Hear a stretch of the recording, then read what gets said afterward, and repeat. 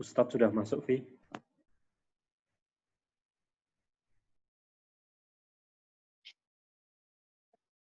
Bismillahirrahmanirrahim. Assalamualaikum warahmatullahi wabarakatuh. Waalaikumsalam warahmatullahi wabarakatuh. Marilah kita panjatkan puji dan syukur kepada Allah Subhanahu wa taala yang telah memberikan rahmat dan hidayahnya hingga pada siang hari ini kita dapat berkumpul pada Zoom meeting pengajian bersama Ustadz Bima.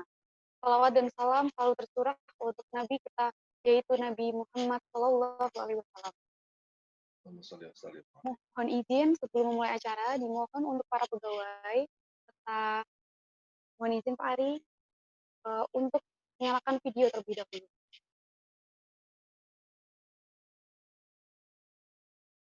Tausiah pada siang hari ini akan disampaikan oleh Ustadz Bima yang alhamdulillah telah hadir bersama kita. Assalamualaikum Ustadz. Ya, waalaikumsalam. Ya. Ustadz. Ya. Ya. Pada Ustadz Bima yang kami hormati, kami persilakan untuk mengisi tausiah pada siang hari ini.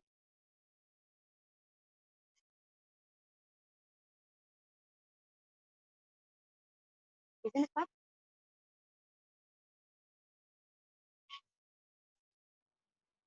Sudah dimulai nih.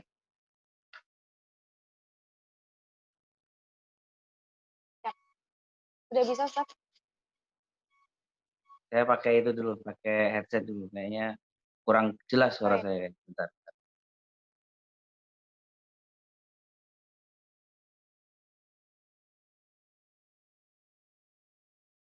Sudah jelas suara Ustaz tadi, Ustaz.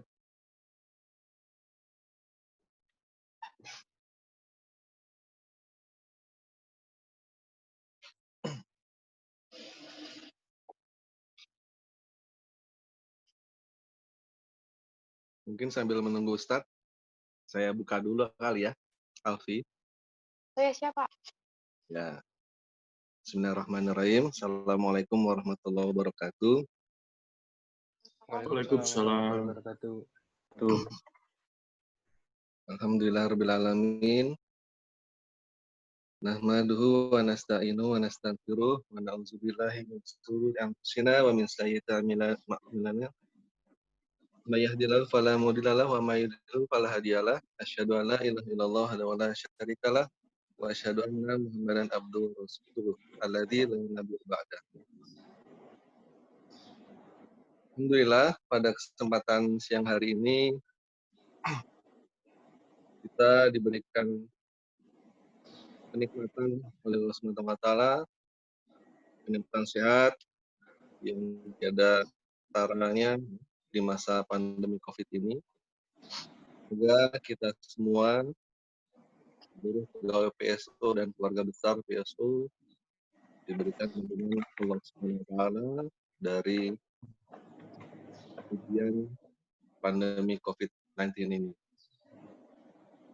Tak lupa salawat dan salam sama-sama kita aturkan kepada junjungan kita Nabi baginda Nabi Muhammad sallallahu alaihi wasallam.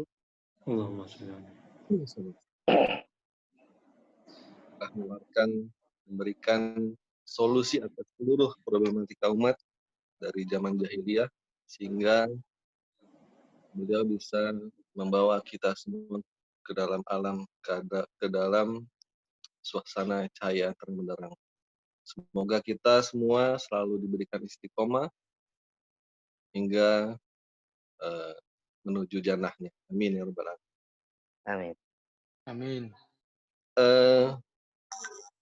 Hari ini ya, pada yang kami hormati Pak Suprapto, PLT Kapang, Ustadz Abu Khair,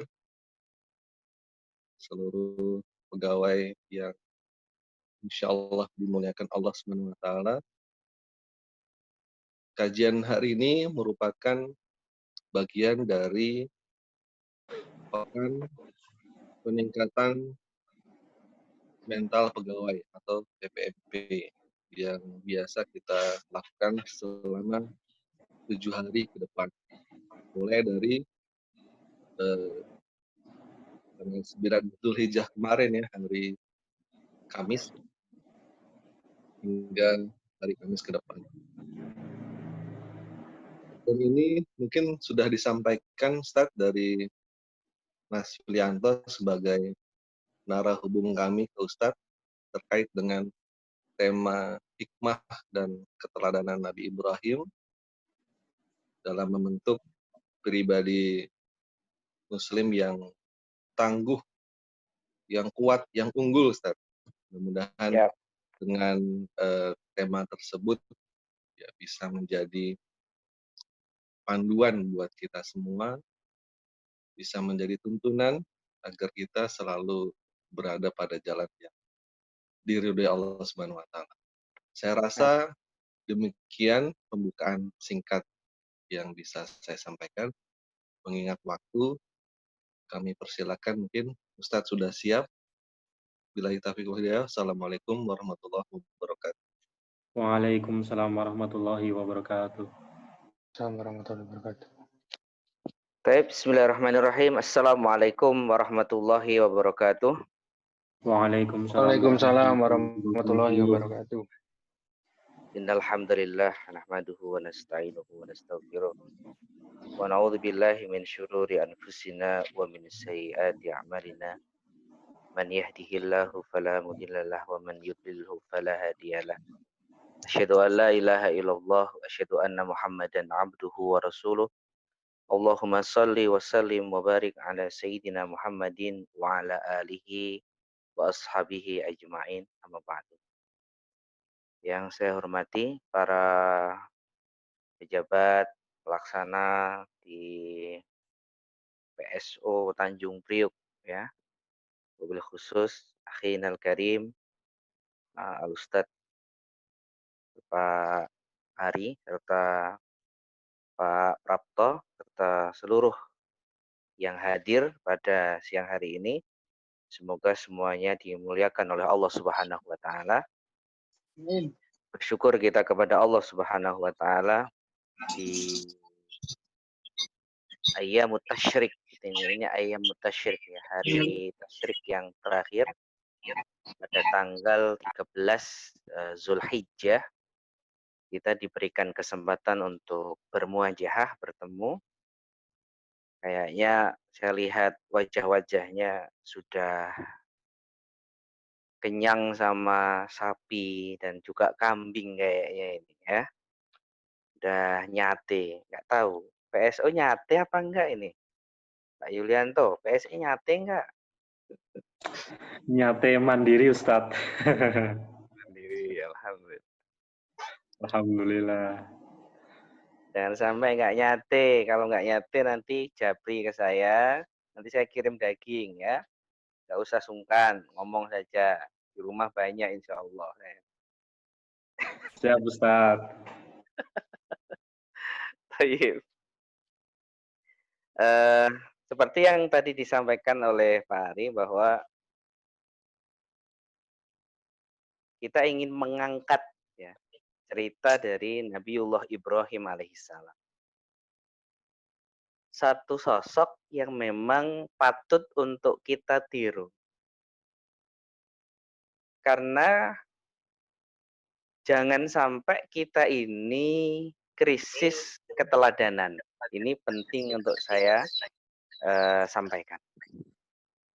Artinya krisis keteladanan itu bagaimana dia di rumah tidak bisa menjadikan ayahnya sebagai contoh karena mungkin ada kekurangan pada diri ayahnya. Bahkan guru-gurunya, ustadz-ustadznya juga manusia biasa yang penuh dengan kekurangan sehingga juga belum bisa diambil contoh secara sempurna. Atau mungkin atasannya, atau mungkin sahabat-sahabatnya yang ada di sekitarnya, bawahannya, orang-orang di sekelilingnya, dia merasa tidak ada yang satupun orang yang bisa diambil sosoknya secara sempurna untuk menjadi teladannya. Nah, ini bahaya. Orang saat sudah di titik ini bahaya. Artinya bahaya bagaimana? dia akan merasa bahwa tidak ada orang yang bisa dia tiru. Namanya krisis keteladanan. Sehingga apa yang terjadi karena dia tidak punya teladan, maka dia akan melakukan hal-hal yang tidak baik karena memang dia tidak punya contoh yang bisa dia ambil. Ya, sehingga Al-Quran ini datang untuk mengabarkan ini loh ada orang yang bisa kamu contoh. Ini loh ada orang yang bisa kamu ambil kehidupannya untuk diterapkan pada kehidupanmu. Ini loh cara berkeluarga yang benar. Ini loh cara berislam yang benar, cara berakhlak yang benar. Siapa contohnya? Perhatikan Allah Subhanahu wa taala berfirman di dalam surat Ali Imran, ya, dalam surat Ali Imran, A'udzubillahi minasyaitonirrajim. Innallaha astafa Adam. Sesungguhnya Allah Subhanahu wa taala ini memilih Nabi Adam. Wa Nuhan, dan memilih Nabi Nuh. Ya. Artinya Allah Subhanahu wa taala menjadikan dua orang ini sebagai contoh. Adam wa Nuh. Tetapi saat saat Allah Subhanahu wa taala melanjutkan ayatnya, Allah menyebutkan wa ala Ibrahim. Nanti bisa dilihat dalam surat Ali Imran ayat 33, ya. Mohon maaf saya belum sempat untuk membuat membuat slide-nya ya, karena memang saya baru datang dari Indramayu, jadi masih belum sempat tadi untuk membuat slide-nya. Tapi akan saya jelaskan ayat-ayat yang nanti kita pakai untuk kita jelaskan. Jadi Allah memilih Nabi Adam, Allah memilih Nabi Nuh. Lihat ayat selanjutnya, wa ala Ibrahim, dan keluarga Ibrahim, wa ala Imran, dan keluarga Imran, alal alamin, dipilih atas seluruh manusia yang ada di muka bumi ini. Jadi Allah Subhanahu wa taala saat menyebut Allah telah memilih menjadikan kekasih Nabi Adam, tidak disebut keluarganya. Hanya Nabi Adam. Ketika Allah Subhanahu wa taala menyebut Nabi Nuh wa Nuhan, dan Nabi Nuh tidak disebut keluarganya. Tetapi saat Allah Subhanahu wa taala menyebut Nabi Ibrahim, Allah sertakan kata wa ala Ibrahim, dan keluarga Ibrahim, wa ala Imran, dan keluarga Imran. Kenapa ketika Allah Subhanahu wa taala menyebut nama Nabi Adam alaihissalam, Nabi Nuh alaihissalam, tidak disertakan keluarganya? Ternyata para nabi saja tidak semuanya kita bisa ambil contoh dalam keluarganya. Nabi Adam alaihissalam contohnya, beliau baik, beliau saleh, beliau luar biasa taatnya kepada Allah Subhanahu wa taala. Tetapi putra beliau Qabil dan Habil, ada fitnah pembunuhan, sehingga Qabil ini membunuh Habil. Sehingga Nabi Adam alaihissalam, keluarganya ini tidak bisa diambil sebagai ibrah, sebagai contoh secara lengkap. Hanya di Nabi Adamnya saja.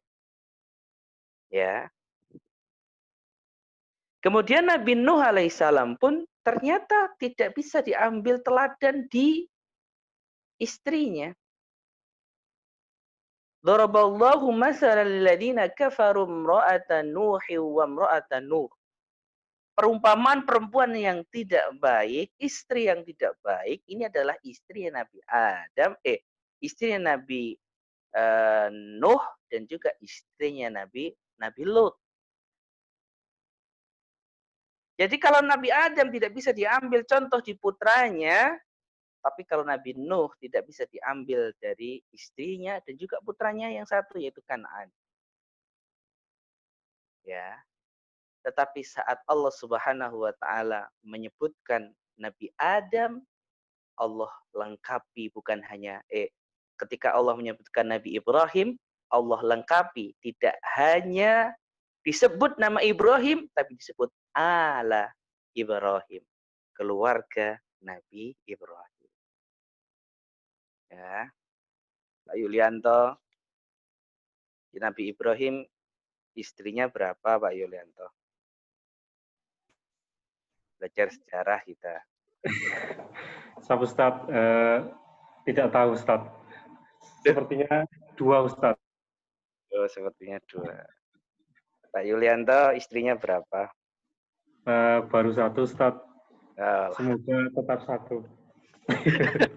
Dilihat istri saya Ustaz di belakang. Duh. Siap. Baik. Kamu mau nyontoh Nabi Adam apa mau contoh Nabi Ibrahim? Siap salah Ustaz. Jadi Nabi Ibrahim alaihissalam dua-duanya istrinya ini bisa diambil contoh. Karena istrinya beliau 2. Yang pertama ada Sayyidah Sarah. Ini bisa dicontoh ketaatan beliau, keikhlasan beliau.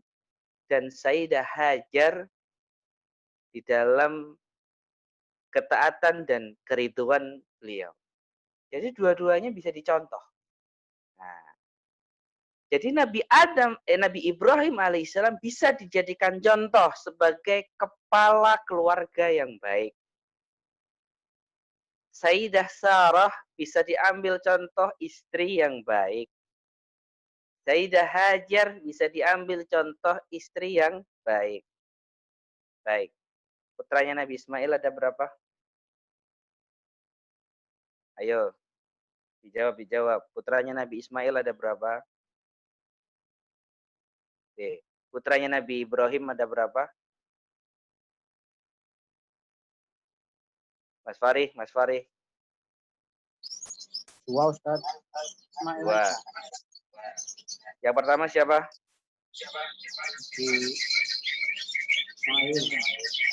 Nabi Ismail. Yang kedua? Nabi Ishak. Betul. Jadi kalau kita ambil gambarannya gini, kalau kamu pengen jadi keluarga yang baik, contoh keluarga Ibrahim. Kalau kamu pengen jadi suami yang baik, contohlah Nabi Ibrahim. Kalau pengen jadi istri yang baik, contohlah Sayyidah Hajar dan juga Sayyidah Sarah. Kalau kamu pengen contoh anak-anak yang baik, maka ambillah contoh Nabiullah Ismail dan Nabiullah Ishak. Ini. Kita belum ke karakternya. Kita baru ke sirah zatiyah namanya. Ini sebuah gambaran sejarah beliau dulu. Ya. Jadi ketika sudah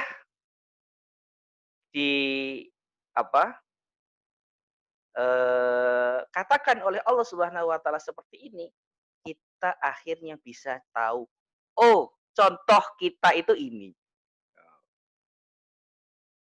Jangan antum contoh keluarga cemara, keluarga mohon maaf ya, keluarga yang mohon maaf, keluarga artis, keluarga bahkan mungkin keluarganya orang-orang biasa. Jangan contoh mereka. Banyak kekurangan-kekurangan kalau antum contoh mereka. Antum harus pelajari sirah perjalanan keluarga Nabi Ibrahim alaihissalam ketika antum pingin keluarga antum menjadi keluarga di dunia wal akhirah. Keluarga di dunia dan juga keluarga di akhirat. Ya. Karena gini, ada keluarga itu di dunia saja. suaminya solih, istrinya tidak solihah. Sehingga di dunia bersama, di akhirat dipisahkan. Siapa mereka? Nabi Nuh, Nabi Lut, dan juga istrinya. Ini suaminya solih, istrinya tidak solihah. Sehingga hanya jadi keluarga di dunia saja. Di akhirat sudah tidak bersama. Ada keluarga yang suaminya solih, suaminya tidak solih, istrinya solihah. Siapa dia? Asia, ya, istri dari Fir'aun. Suaminya tidak soleh, tapi istrinya solihah. Ini pun mereka akan dipisahkan di akhirat. Ya, kemudian ada ayah yang soleh, anaknya tidak soleh. Ada yang anaknya soleh, orang tuanya tidak soleh. Jadi kalau gambarannya seperti ini, maka mereka sebenarnya tidak keluarga yang lengkap. Gitu.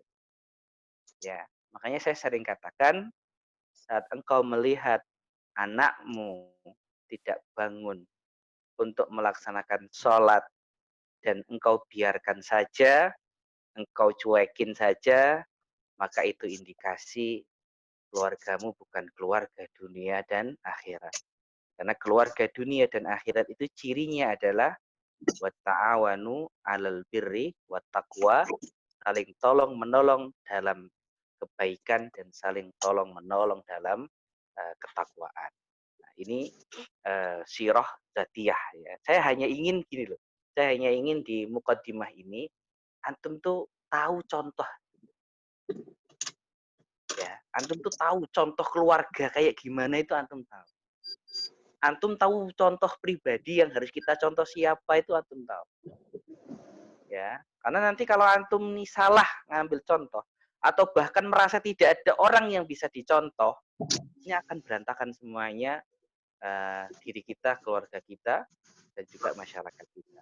Ya, ini di poin pertama, yaitu kita jadikan Nabi Ibrahim sebuah contoh yang di-endorse langsung oleh Allah dalam Quran.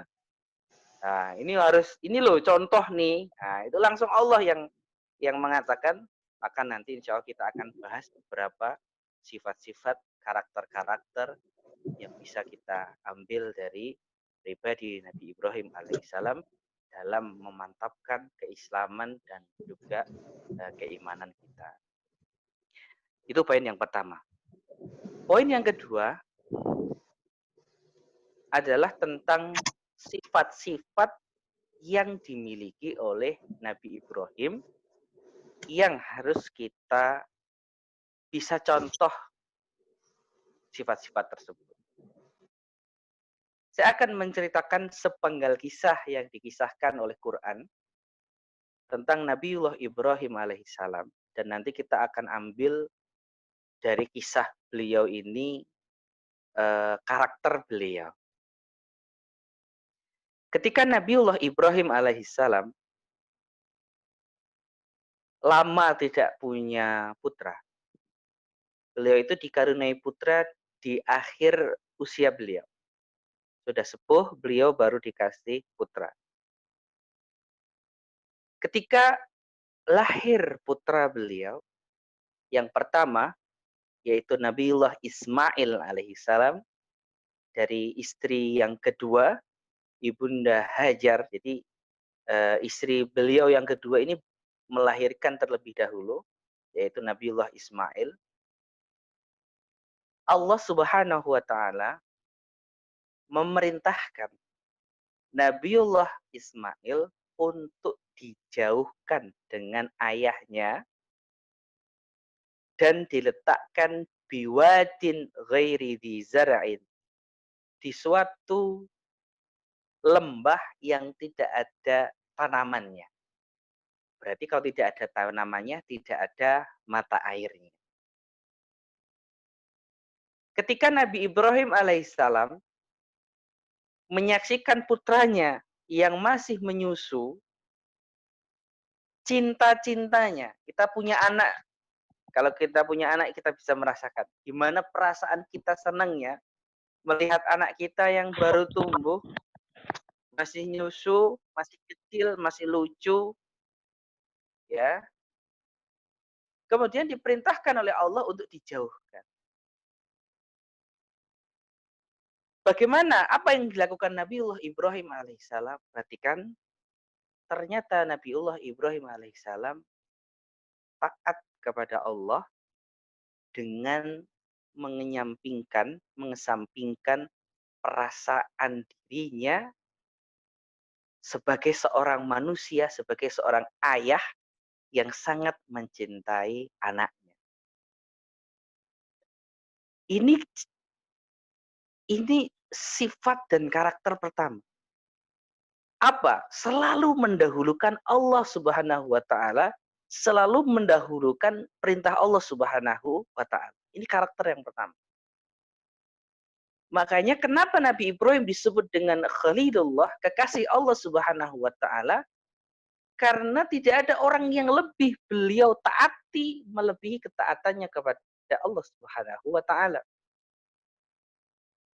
Tidak cukup hanya Nabiullah Ibrahim. Saat istrinya ini dibawa, bentar, lampunya mati.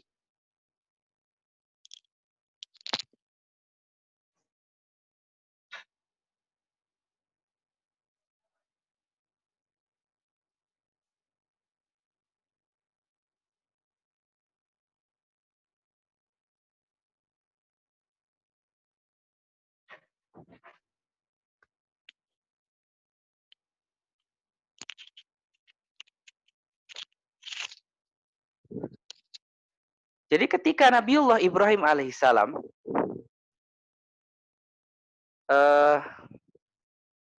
mengedepankan ketaatannya kepada Allah melebihi ketaatan kepada makhluk, ini di sisi ini saja kita sudah harus banyak belajar dari beliau. Belum lagi ke istrinya. Dibawa Sayyidah Hajar ke Hijaz, yang sekarang jadi Makkah itu, yang jadi Ka'bah itu. Dulu itu nggak ada bangunannya, nggak ada pohonnya, karena nggak ada mata airnya. Ditaruh di situ. Setelah Sayyidah Hajar ditaruh di situ, Nabiullah Ibrahim pergi naik onta, ditinggalin. Hanya dikasih sedikit makanan dan sedikit minuman. Apa kata Sayyidah Sarah, istrinya ini? Lihat ini, kata-kata istri yang ditinggalkan. Wahai suamiku, apakah engkau akan meninggalkanku di tempat ini? Pertanyaan pertama nggak dijawab oleh Nabi Ibrahim. Pertanyaan kedua, wahai suamiku, apakah engkau akan meninggalkanku di sini? Pertanyaan kedua nggak dijawab. Pertanyaan yang ketiga, wahai suamiku, apakah ini perintah Allah? Nabi Ibrahim mengatakan, iya, ini perintah Allah. Sambil buntutin, ngikutin Nabi Ibrahim pergi, akhirnya Sayyidah Sarah berhenti. Nggak jadi jalan ngikutin Nabi Ibrahim. Dan beliau mengatakan, kalau ini adalah perintah Allah, berarti Allah tidak akan pernah menyia-nyiakanku. Perhatikan. Jadi karakter mendahulukan Allah, ini ada dalam Nabi Ibrahim dan ada pada Sayyidah Hajar. Makanya kalau antum pengen menguji kesetiaan istri antum, gampang. Antum malam-malam bawa naik mobil, kemudian di alas roban, antum turunin di situ. Kira-kira responnya gimana gitu lah. Kira-kira respon istrimu kamu gituin tuh gimana? Ya. Hanya ditaruh di alas roban, itu masih ada toko, masih ada warung, masih ada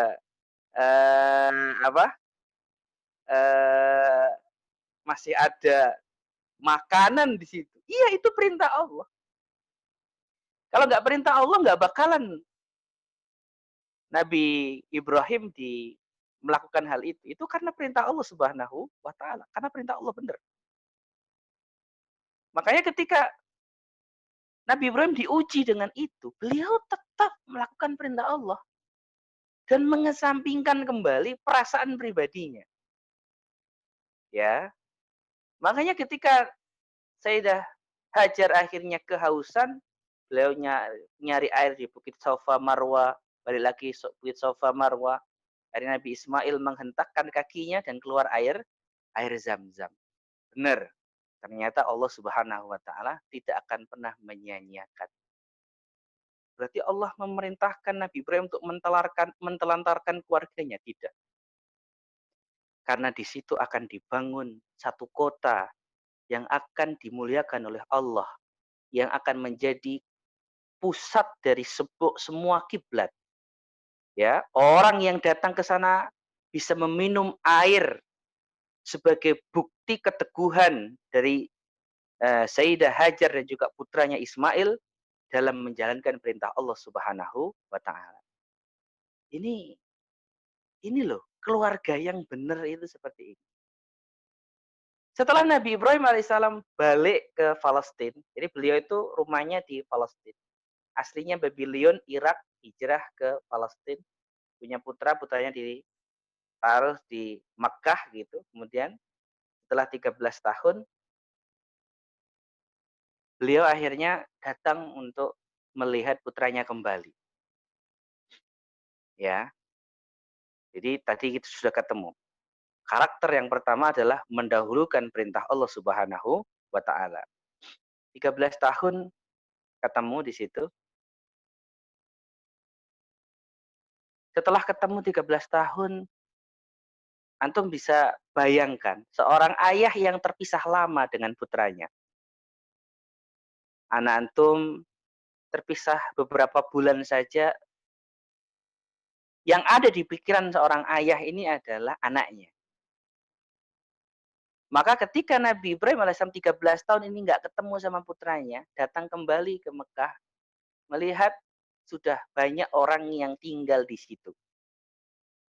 Karena ternyata orang-orang banyak yang mengambil manfaat dari air Zam-Zam itu, sehingga mereka banyak yang bermukim atau menjadi warga di sekitar air Zam-Zam dari Nabiullah Ismail itu. Nah, ketika itu Nabi Ismail 13 tahun, seorang putra yang cerdas, ganteng, ya, soleh. Ini perhatikan. Saat Nabiullah Ismail di usia 13 tahun itu, dan Nabi Ibrahim baru saja meninggalkannya selama belasan tahun, baru ketemu. Apa perintah Allah Subhanahu wa taala kepada Nabiullah Ibrahim? Diabadikan di dalam Al-Qur'an. Dia ceritakan akhirnya, ya bunayya, wahai anakku, inni ara fil manami. Sesungguhnya aku diperintahkan Allah dalam tidurku, anni adzbahuka, untuk menyembelihmu. Lihat, 13 tahun nggak ketemu sekali, diasain golok, mau disembelih. Coba tes anak antum sekarang. Ya, lagi ngasah golok. Goloknya buat apa ya? Buat nyembelih kamu. Kira-kira respon anak kita itu loh gimana? Saya ngebayangin Nabi Ismail saat diceritakan hal itu kepada beliau, dan Nabi Ibrahim bertanya, "Fandur madzatar." Lalu bagaimana pendapatmu wahai Ismail? Tuh. Udah ketemu udah nggak datang sekali, anaknya udah gede, mau disembelih.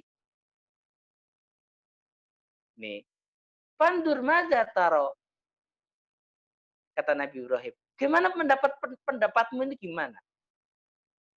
Apa kata Nabi Ismail? Ya, perhatikan dalam Al-Quran. Ya abatif al-ma tu'mar. Wahai ayahku, lakukanlah apa yang diperintahkan oleh Tuhan. Lihat nih, Nabi Ismail. Anak 13 tahun. Kalau sekarang kelas 1 SMP. Kalau nggak kelas 1 SMP, sekitar kelas 6 SD. Ayahnya mau menyembelih dirinya, dia mengatakan, lakukanlah wahai ayahku. Ketika itu perintah Tuhanmu. satajiduni insyaallahu minas sabirin. Engkau akan mendapatiku insya Allah termasuk orang-orang yang sabar. Ketika saya mencermati ayat ini, ketika saya mencermati apa yang dikatakan oleh Nabiullah Ismail, saya menemukan karakter yang luar biasa pada seorang anak 13 tahun yang begitu taat kepada Allah. Seperti ayah dan ibunya taat kepada Allah. Dan ternyata yang kedua, karakter dari Nabi Ibrahim dan juga keluarganya, dan ini wujudkan dalam diri Ismail, adalah sebuah kepasrahan yang luar biasa kepada Allah dan pengorbanan yang luar biasa kepada Allah Subhanahu wa Ta'ala. Ya. Nabi Ibrahim diperintahkan kurban anaknya. Antum diperintahkan cuma kurban kambing. Kurban sapi. Sedikit harta saja. Ini udah banyak yang nggak lulus di sini. Di tes ini saja, kita udah banyak yang nggak lulus. Ya. Uang 3 juta. Masya Allah. Ini Samsung A berapa ini? Samsung A70 berapa yang harganya 3 jutaan. Ini masih banyak yang nggak lulus gitu. Apalagi kita diuji seperti Nabi Ibrahim harus menyembelih putranya. Makanya karakter yang pertama adalah taat. Karakter yang kedua ini adalah pasrah. Pasrah dengan sepasrah-pasrahnya kepada Allah Subhanahu wa Ta'ala. Ini karakternya. Makanya ketika Nabi Ismail alaihissalam, anak 13 tahun, bisa punya karakter yang seperti itu bukan karakter yang tiba-tiba ada. Itu diajarkan oleh orang tuanya. Nah, ini yang hilang dari anak-anak kita, anak-anak muslim. Ya, diri kita ini juga seorang anak loh. Kita lahir dari rahim ibu kita juga anak. Nah, sifat ini pun hilang dari diri kita. Kenapa? Karena yang diajarkan, yang dibisikkan di telinga kita hanya dunia, dunia, dunia, dunia, dunia. Sedangkan yang dibisikkan kepada Nabi Ismail alaihissalam adalah kau harus taat kepada Allah, kau harus patuh kepada Allah, kau harus pasrah kepada Allah Subhanahu wa Ta'ala. Makanya kalau ada orang ngomong pendidikan agama itu nggak penting, walaupun nggak teromongkan, tetapi setiap apa pendidikan namanya nyekolahin anaknya, nak sekolah biar bisa kerja, ya, biar bisa dapat uang, nak kerja biar bisa beli rumah, biar bisa beli mobil. Afwan akhi, tolong. Ketika kita selalu yang kita bisikkan, yang kita sampaikan ini adalah dunia, dunia, dunia, maka karakter dalam hatinya adalah hubud dunia, cinta dunia.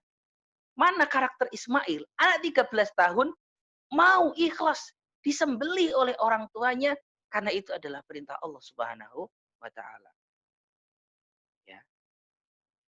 Coba cek saja anak kita. Nah, seumpama ini nak, ayahmu ini ingin menguji, ingin diperintahkan oleh Allah untuk menyembelih dirimu. Kira-kira engkau ikhlas enggak nak aku sembelih? Ketika jawaban anak kita ikhlas, berarti antum sudah sukses untuk mendidik anak antum. Ya. Tapi kalau jawabannya, wah ini bapak kita ini udah enggak bener ini, masa anaknya mau disembelih ini, ya kan? Nah, saat itulah nilai-nilai ketaatan ini masih belum bisa sampai. Makanya Nabi Ismail, kenapa beliau ini mau disembelih? Yang pertama, dia tahu bahwa birrul walidain, berbakti kepada kedua orang tuanya, itu di atas segala-galanya. Coba, antum kenapa nggak bisa punya anak seperti ini? Padahal anak itu adalah kertas putih yang bisa antum tulis di situ. Ya, Nabiullah Ismail alaihissalam tahu benar bahwa birrul walidain, berbakti kepada kedua orang tuanya itu di atas segala-galanya. Maka ini catat ini ya, anak paham agama boleh jadi ekonomi